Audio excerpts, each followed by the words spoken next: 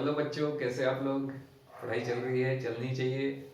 आप देख रहे हैं बेस कैंपस, जिसमें हम thermodynamics class 12 physics state board से पढ़ रहे हैं। और उसमें हमने अभी तक थर्मोडायनेमिक इक्विलिब्रियम देखा।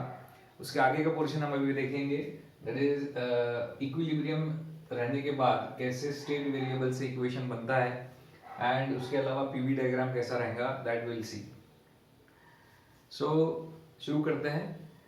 जैसा हमने देखा कि थर्मोडायनेमिक इक्विलिब्रियम रहने के लिए तीन प्रकार के इक्विलिब्रियम की जरूरत है, that is mechanical equilibrium, chemical equilibrium and thermal equilibrium. ये तीनों इक्विलिब्रियम रहना जरूरी है। जब हम बोलते हैं कि मैकेनिकल इक्विलिब्रियम रहना चाहिए, तो हमने बोला कि इंटरनल अनबैलेंस फोर्स और एक्सटर्नल अनबैलेंस फोर्स ये दोनों नहीं रहने चाहिए, मौजूद नहीं होने चाहिए। केमिकल इक्विलिब्रियम में हमने देखा एंड थर्मल इक्विलिब्रियम भी हमने समझा है। नाउ अगर ऐसी सिचुएशन आ रही है, जैसे फॉर एग्जांपल कि एक टायर है गाड़ी का, गाड़ी चल रही है, अचानक टायर बर्स्ट हो जाए, तो इमीडिएटली प्रेशर का डिफरेंस आएगा एनवायरनमेंट और इनसाइड, है ना, प्रेशर लॉस होगा। सो उस केस में आप देखेंगे कि मैकेनिकली वो स्टेबल नहीं है ना, मैकेनिकल इक्विलिब्रियम वहाँ मौजूद नहीं है। तो उस केस में स्टेट वेरिएबल्स कोई परफॉर्मेंस या कोई उसका सिग्निफिकेंस नहीं रहेगा, क्योंकि स्टेट वेरिएबल तभी अपना काम करेंगे या तभी उनका कोई वैल्यू रहेंगे, महत्व रहेगा, जब थर्मोडायनेमिक इक्विलिब्रियम है। थर्मोडायनेमिक इक्विलिब्रियम होने के लिए, जैसे कि मैंने बोला, तीन इक्विलिब्रियम रहने चाहिए, मैकेनिकल, केमिकल एंड थर्मल। सो ये वन ऑफ द एग्जांपल था कि टायर बर्स्ट हो रहा है, या किसी भी केस में यूं मान के चलिए कि कहीं केमिकल रिएक्शन है, वो केमिकल रिएक्शन, दो गैसेस को डाल दिया, एक सिस्टम बना दिया, उस सिस्टम में केमिकल रिएक्शन हो रहा है। While the chemical reaction is going on, तब बहुत से वेरिएबल में कंटिन्यूअसली चेंजेस होते रहेंगे और वो एक स्टेबल कंडीशन नहीं रहेंगी। तब उस केस में भी variable, that is thermodynamic variable का ज्यादा सिग्निफिकेंस नहीं है। थर्मोडायनेमिक वेरिएबल किसी काम के नहीं है, in short we can say that. So ये सब बातें जब अपन कुल मिला के इसका जब रिजल्ट अपन डिसाइड कर रहे हैं कि ये सब बातें बोलने के बाद क्या हमारा हाथ में लग रहा है, तो हमको ये पता चल रहा है कि स्टेट वेरिएबल तभी काम करेंगे या तभी उनका कोई वैल्यू रहेंगी जब थर्मोडायनेमिक इक्विलिब्रियम वहां मौजूद होगा, जहां पे हम थर्मोडायनेमिक वेरिएबल्स को कैलकुलेशन में यूज करना चाह रहे हैं। और जब भी ऐसा होगा कि थर्मोडायनेमिक इक्विलिब्रियम है, तब एक मैथमेटिकल रिप्रेजेंटेशन ये थर्मोडायनेमिक इक्विलिब्रियम, थर्मोडायनेमिक वेरिएबल्स का हम लिख पाएंगे। जैसे कि आइडियल गैस है, आइडियल गैस अगर मौजूद है, वी कैन सी हियर, अगर एक आइडियल गैस मौजूद है और वो थर्मोडायनेमिकली इक्विलिब्रियम में है, तो वो एक mathematical representation like PV is equals to nRT, इस टाइप की इक्वेशन में भी हम लिख पाएंगे। तो सबसे पहले आज जो हम समझ रहे हैं उसमें क्या समझ रहे हैं हम लोग, कि थर्मोडायनेमिक वेरिएबल तभी सिग्निफिकेंस उनका रहेगा जब थर्मोडायनेमिक इक्विलिब्रियम है। थर्मोडायनेमिक वेरिएबल का सिग्निफिकेंस व्हेन थर्मोडायनेमिक इक्विलिब्रियम है, वो रहना जरूरी है। It should have mechanical, chemical and thermal equilibrium, तीनों होना चाहिए। एक भी डिस्टर्ब है तो थर्मल इक्विलिब्रियम नहीं है, थर्मोडायनेमिक इक्विलिब्रियम नहीं है, और उस केस में आपका थर्मोडायनेमिक वेरिएबल्स किसी काम के नहीं है। ठीक है। So system not in equilibrium can not be expressed in terms of variable. जैसे मैं बता रहा हूँ, ऐसा कोई सिस्टम जिसके अंदर थर्मोडायनेमिक इक्विलिब्रियम नहीं है, वो वेरिएबल्स के फॉर्म में हम लिख ही नहीं पाएंगे, बिकॉज उनका कोई महत्व नहीं है, या उनका आपस में कोई ऐसा एक फिक्स्ड कैलकुलेशन नहीं बैठता है जब थर्मल इक्विलिब्रियम नहीं है। थर्मल इक्विलिब्रियम रहेगा तो ही सिस्टम को हम एक मैथमेटिकल रिप्रेजेंटेशन में यूजिंग थर्मोडायनेमिक वेरिएबल लिख पाएंगे। क्या रहता है वो मैथमेटिकल रिप्रेजेंटेशन, तो वो इस प्रकार का रहेगा। This is a mathematical representation. आपको मैंने जैसे कि इसके पहले चैप्टर में, पहले वीडियोस में बताया है कि प्रेशर, वॉल्यूम, है ना, R is a constant, temperature, all these are thermodynamic variable. तो इनके फॉर्म में हमने इसको लिखा है, इस इक्वेशन को। ठीक है। तो ये mathematical equation using thermodynamic variable लिखा गया है। ये तभी लिखा जा सकता है जब सिस्टम थर्मोडायनेमिक इक्विलिब्रियम में है। ये आज हम पढ़ रहे हैं। शायद अब तक मैंने वो 3 से 4 बार बता दिया। आई होप आपको समझ में आया। आगे बढ़ेंगे। If in equilibrium can not be defined, if in not in equilibrium, if not in equilibrium it can not be defined in mathematical way. Mathematically हम इसको, अगर नॉट इक्विलिब्रियम में नहीं है तो हम नहीं लिख पाएंगे उसको। जैसे फॉर एग्जांपल आइडियल गैस है, अगर कोई आइडियल गैस मौजूद है और वो थर्मोडायनेमिकली इक्विलिब्रियम में है, तो उसका एक इक्वेशन बनता है जो आपने केमिस्ट्री में भी पढ़ा होगा, that equation is equals to PV is equals to nRT, where P is pressure, V is volume, A is number of moles, R is the constant and T is the temperature। हमको पता है, ये equation हमने पढ़ा है।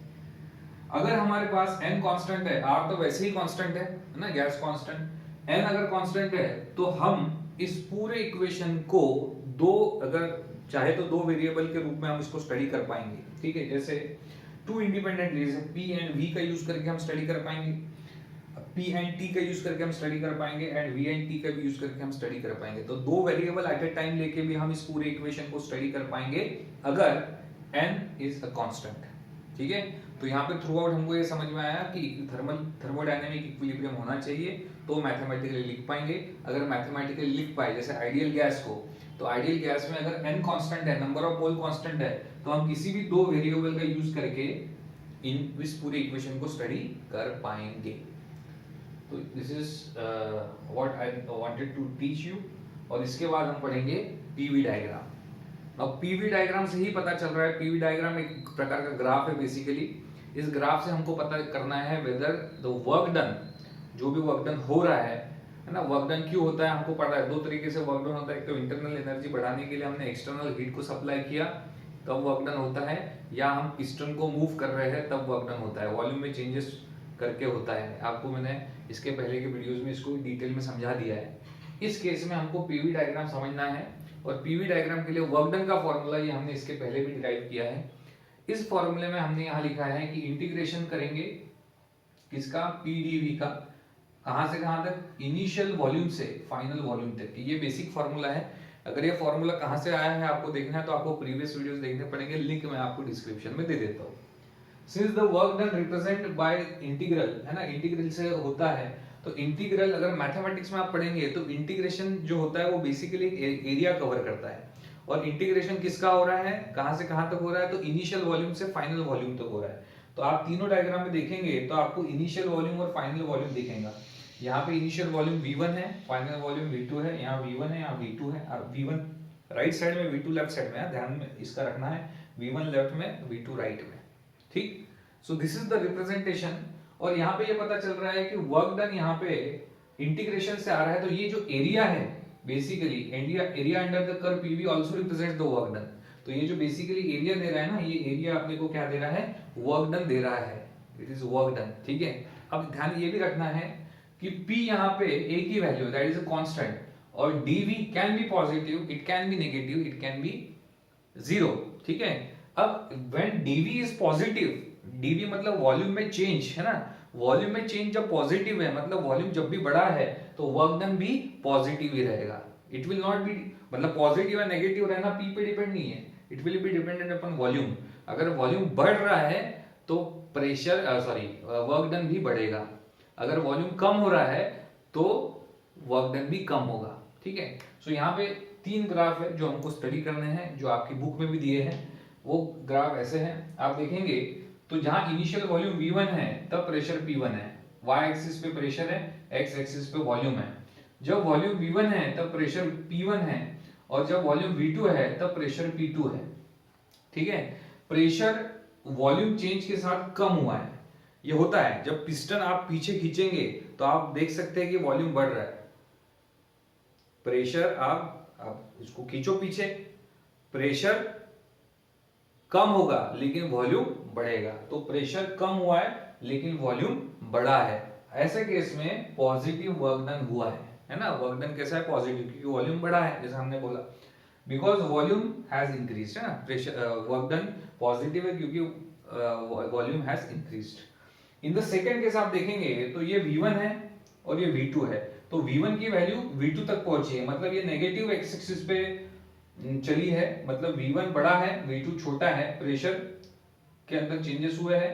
V1 जब है तब प्रेशर P1 है, V2 जब है तब प्रेशर P2 है।